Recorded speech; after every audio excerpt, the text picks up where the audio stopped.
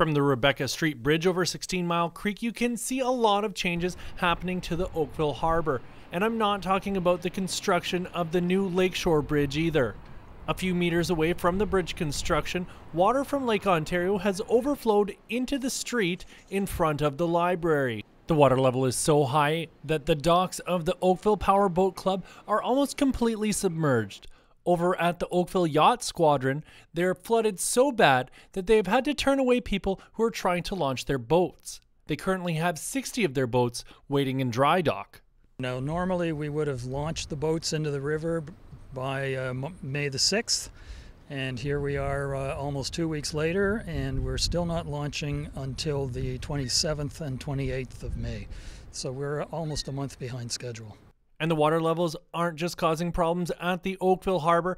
At the Bronte Inner Harbor Marina, the docks aren't submerged. They're sticking up into the air at a wild angle because they are attached to the shoreline on a hinge. We've obviously had a lot of concerns from the boaters not being able to launch their boats. The launching ramp is under 8-10 inches of water, and that's very difficult for people to get their boats in. But also we've seen cresting over the boardwalk. We've tried our best as a town to sandbag the areas and make sure that the water doesn't creep up any further. But the decks and a lot of the hardware on the docks, they've all hinged up as well, so we're going to have to replace a lot of that.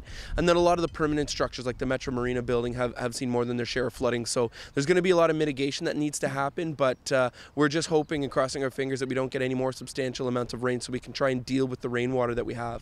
Now, rain isn't the only problem, as strong winds from the east blow lake water into the creeks and marinas, forcing the creeks to break their banks and flow into the low-lying lands around them. The town has been forced to divert staff from other projects to help with the cleanup efforts as the waters overflow and recede almost daily. So right now we're inspecting all of our lakefront parks and harbors on a daily basis. We're inspecting areas that have been caution taped off, any areas that have been fenced off that are unsafe for the public. We're going through and we are cleaning up areas where water has receded. So little by little we are starting to do some cleanup, but there is high water in a number of areas that it's going to take some time before that water recedes, before we can actually go in and do a proper cleanup and an evaluation of any damage that has occurred.